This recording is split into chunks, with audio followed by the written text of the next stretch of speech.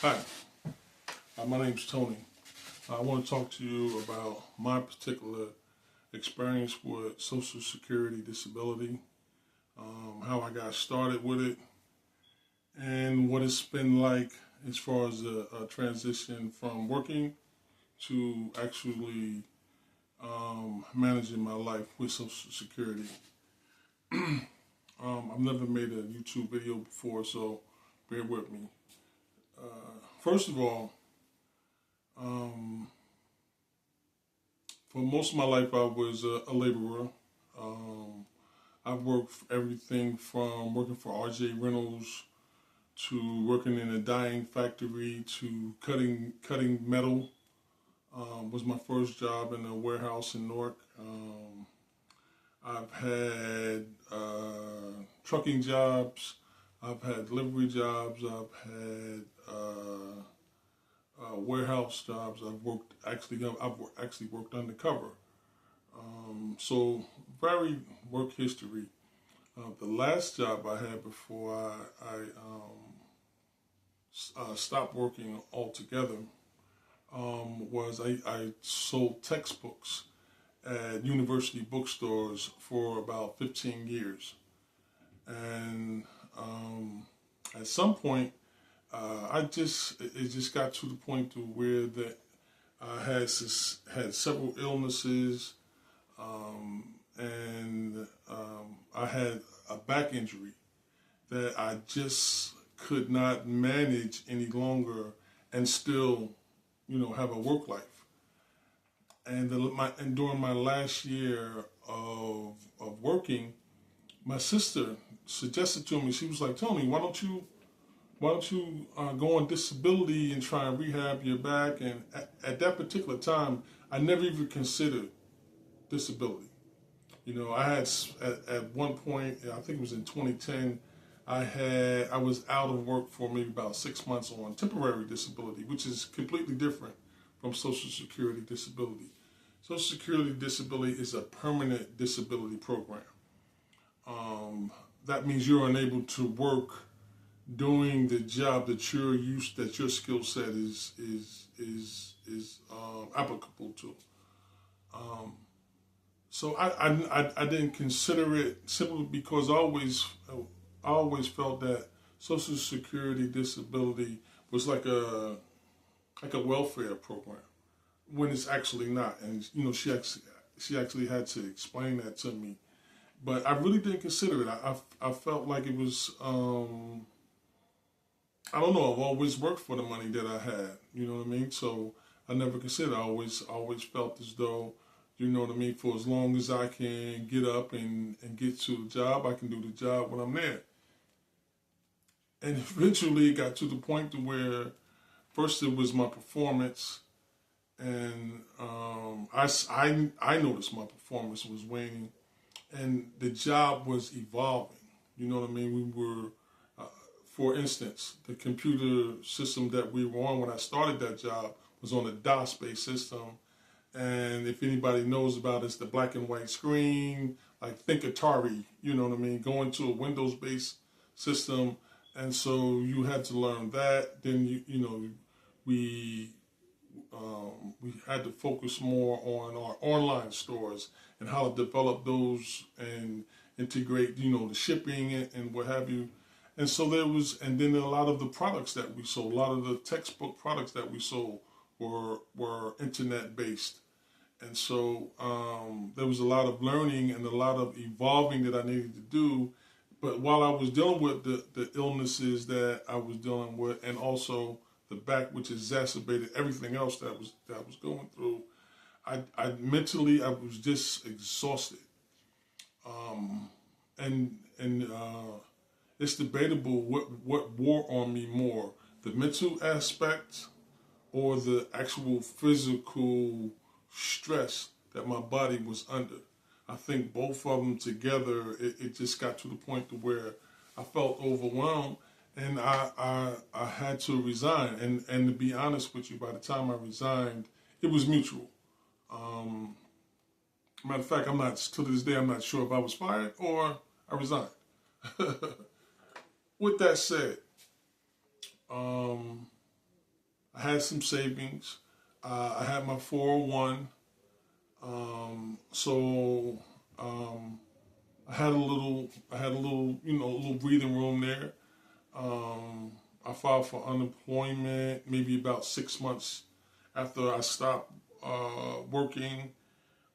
I felt like I would just take a little time off and then, I'd get back to it. And what ended up happening is my condition with my back just kept deteriorating no matter what I did. It went from, I'm out for, I need to take a day off to, okay, I got to take a week off to actually in 2010, I was out for 6, 7 months. And finally in 2012, I ended up, just calling it the day. And I felt like if I take some time off, heal myself, that I'd be okay. I actually went and saw an orthopedic doctor and a back specialist, and he basically told me that with my condition, that it was surgery at that particular time. There wasn't a surgery that would fix my particular condition. So he suggested physical rehab and see if that would alleviate my symptoms. And I tried it a couple of times, and it just didn't, it just didn't do the trick. And so eventually, I considered Social Security disability, and then so I stopped working in 2012. In 2015, well, actually in 2014, I initially applied, and I was denied. Like most people, when you apply for Social Security disability, you get denied. I was using some type of disability lawyer at that particular time. Wasn't really happy with how he interacted with me. Wasn't really happy how I was notified about the denial. Wasn't really happy with any of the follow-up procedures and protocols that he had. And so, but what he did do was he did allow me that I was able to appeal it. But what I did was I did some research, and I came up with an advocacy group who wasn't actually lawyers, but they were a Social Security disability advocacy group, and they handled my case going forward, and they handled the appeal. And what happened was I ended up going to their particular doctors and got really, from the first day I went to their doctors, really felt like people had seen me and people believed in my injury, believed the fact that, I wasn't, in fact, at that point, disabled. I was in a extreme amount of pain and discomfort. As far as my body's function, my body's function had deteriorated to a point to where, just getting up out of bed and making it to the bathroom was horrendous. It was just awful. The amount of pain, just an overabundance of sweat, just walking from my bedroom to the bathroom. That's how much pain I'm in. Just trying to hold my body erect. There were days where I had to crawl into the bathroom or crawl into the kitchen to, maybe grab something out of the refrigerator and to find myself something to eat. So just to get my mindset to the point to where I felt as though applying for Social Security was an okay thing for me to do. It took a while. You know what I mean? It was 3 years from the time that I stopped working to the time that I actually was approved. So what happens once you approve for disability? It's proactive. It goes back from the very first time that you applied, from that very first day that you applied. That's when they designate, okay, that's when the injury occurred. And so once your benefits start, whatever your benefit amount is, it's prorated from that particular date. So so your Social Security disability is paid monthly. So my determination date was October the 15th, 2015. And I think I started getting checks at the at the end of 2016. And what happens is they send you a lump sum, and that would be going back to whatever date that check is cut on, going back to your initial application date. So you'll get a lump sum and your first month check. That'll be your first payment. So you'll get a lump sum payment and that first month payment, and then they'll go forward from that point. But what I would like to let people know is that there is a very big transition that you have to go through.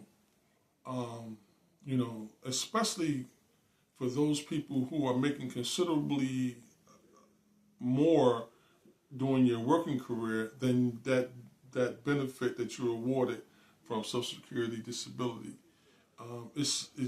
Most of us are used to getting paid weekly or bi-weekly. Getting paid monthly is a whole different animal.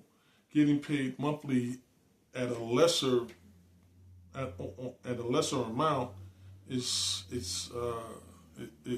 really eye opening, and is really a transition that is psychological, and a lot of times it's emotional, because if you don't manage it correctly, you'll find yourself in a bad financial situation, and that always wears on us. So for me personally, I had small children at the time. My daughter was maybe about 9 or 10, and then I had a 7 and a 5-year-old. Although my 7 and 5-year-old were living with their mom, they were staying with me 3 or 4 days during the week, because the mom was going to school at that time to get her RN. And so, and on the one hand, what I realized very quickly was how much time I missed with my kids while I was working, as opposed to not working, being on disability. The money was short. The money wasn't as great, and the money didn't go as far. Obviously, I couldn't do as much with it, so times was tight. But I had it was just the amount of time that I had with my children, especially at those ages, the quality time I was able to give to them, the one-on-ones, the all of those moments and memories that I found myself immersed in with my children. It was priceless. It was priceless.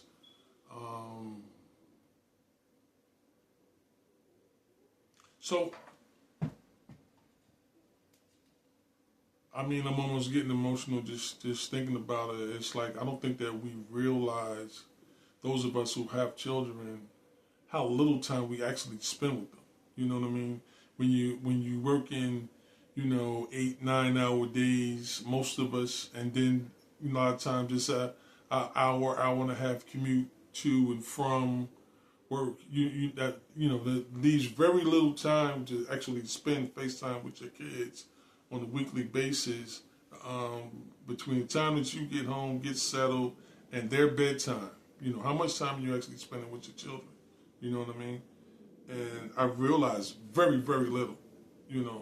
So that was a plus. But the things that I was used to doing for them financially, I just wasn't able to, and that is a very hard thing to take. And it's hard to talk about, you know what I mean?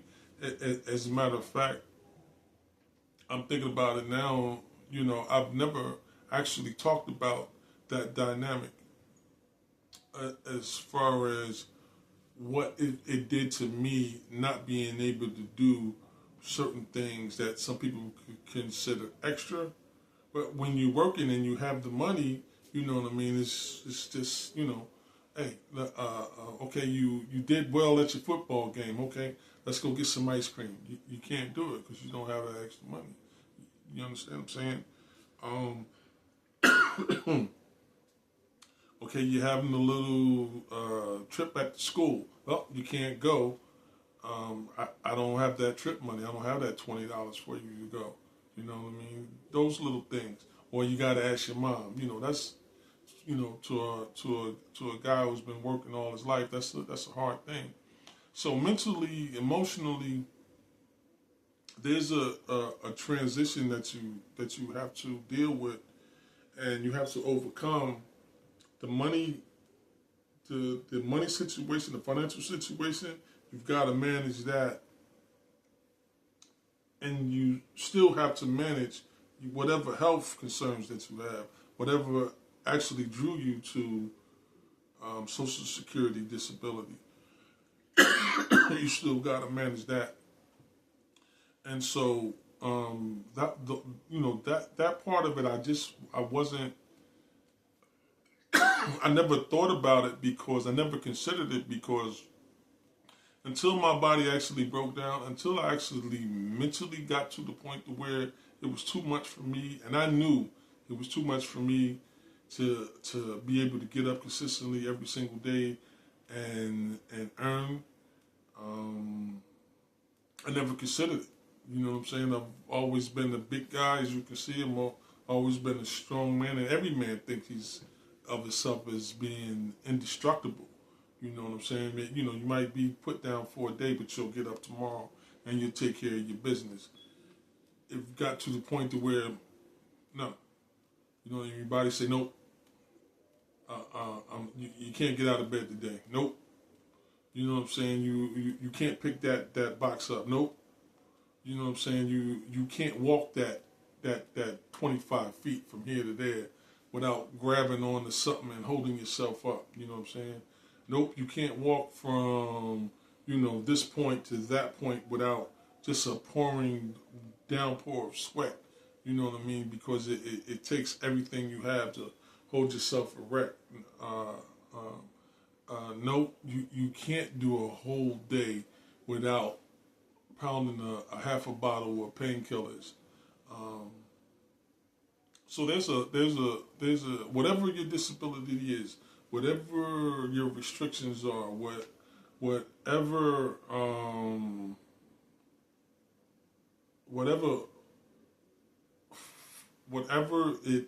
however your disability restricts you, it's going to impact more than the fact that you can't go to work and you can't earn like you used to. It's going to impact how you deal with your spouse. It's going to impact how you deal with your children. It's going to impact, you know, how you move around and function in your home, in your house, how you interact with your friends, how much you can interact with your friends. Since that time in 2012, it was what, 2024. Like I've, you know, have family like, yo, come down to Florida. You know, Disney World is right. I can't go to Disney World. Why would I go to Disney World? I can't walk 25 feet without having to stop and lean on something or sit down. Or you know what I mean? Is so many different things that you don't consider because life is so it's multi-complex. It's so varied. You know what I mean? You know, any type you inhibited physically, it just affects so much. And anytime you are restricted physically, it's going to affect you emotionally and psychologically.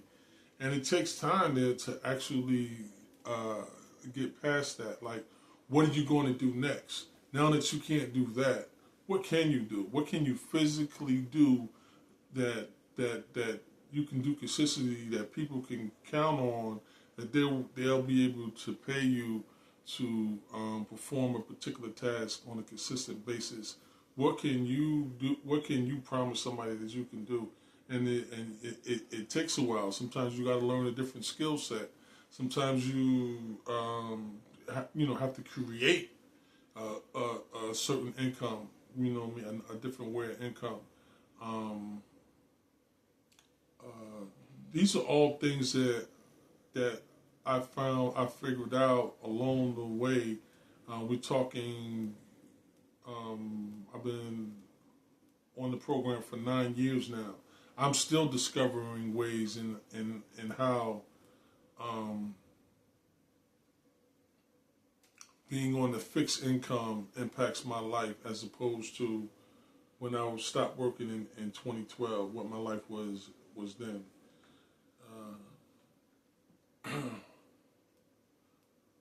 I lost my wife. I lost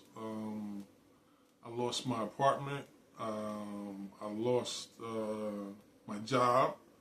I lost to a certain degree, my freedom. You know what I'm saying? Because when you're on a fixed income, it restricts you. You know what I'm saying? It restricts your mobility. You know. So for everyone out there that's on disability, I get it. You know what I mean? It's a stressful time for everyone who's applying and you haven't been approved yet. I get the stress. I get the anxiety. This is, like I said, this is the first time I've done a YouTube video. I'm a little scattered, you know what I'm saying, but I intend to make